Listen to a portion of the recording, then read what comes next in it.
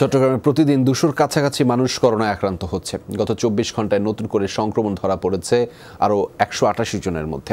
Civil surgeon কার্যালয়ের তথ্য মতে গেল ২৪ ঘন্টায় চট্টগ্রামের বিভিন্ন ল্যাবে ১,২৯২টি নমুনা পরীক্ষায় ১৮৮ জনের শরীরে করোনার সংক্রমণ ধরা পড়ে। এর মধ্যে শহর এলাকার ১৬০ জন এবং উপজেলার ২৮ জন।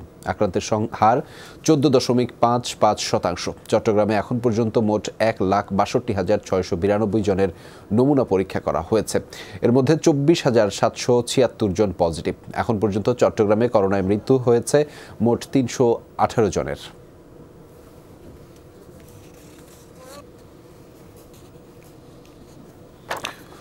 দর্শক, করোনা পরিস্থিতির সবশেষ তথ্য জানাতে আমাদের সাথে চট্টগ্রাম থেকে যুক্ত হচ্ছেন আমাদের সহকর্মী হোসাইন জিয়াদ। জিয়াদ, আপনার কাছে জানতে চাওয়া যে প্রতিদিনই তো আসলে সংক্রমণের হার বাড়ছে, তো আপনি সেখানে মানুষের মধ্যে সচেতনতা কেমন দেখতে পাচ্ছেন, কি বলছেন তারা মূলত?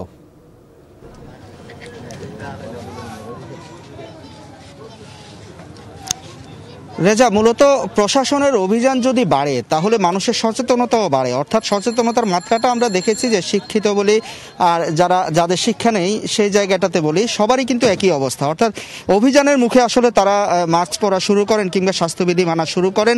জেল জরিমানা যখন হয় তখনই তারা সেটি শুরু করেন, কিন্তু যখন প্রশাসনের সে অভিযান কমতে থাকে তখন মানুষের মধ্যে সচেতনতার মাত্রাও আসলে ধীরে ধীরে কমতে থাকে।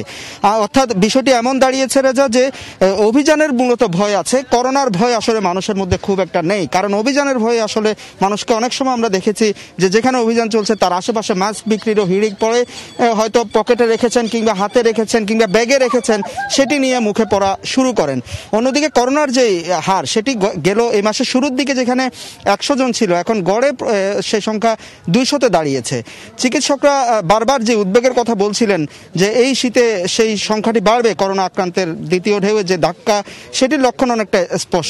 তবে আমরা এখানকার চিকিৎসকদের সাথে কথা বলেছি, তারা বলছেন গেল কয়েকদিন ধরে রোগীর সংখ্যা বাড়ছে। তবে আগে যেখানে অক্সিজেন বা হাই ফ্লো নেজুলা ক্যানেল এইসব যেখানে ছিল না বা সেন্ট্রাল অক্সিজেন হাসপাতালগুলো সেই জায়গা থেকে এখন কিছুটা পরিপূর্ণ, সামগ্রীও আছে, সুরক্ষা সামগ্রী। ফলে এইবার আক্রান্ত হলে অন্তত গেলবার যে অপ্রস্তুত ছিল সেটি অন্তত এবার থাকবে না বলছেন চিকিৎসকরা। খুবই আশার কথা জিয়াদ, ধন্যবাদ আমাদের সাথে যুক্ত হবার জন্য।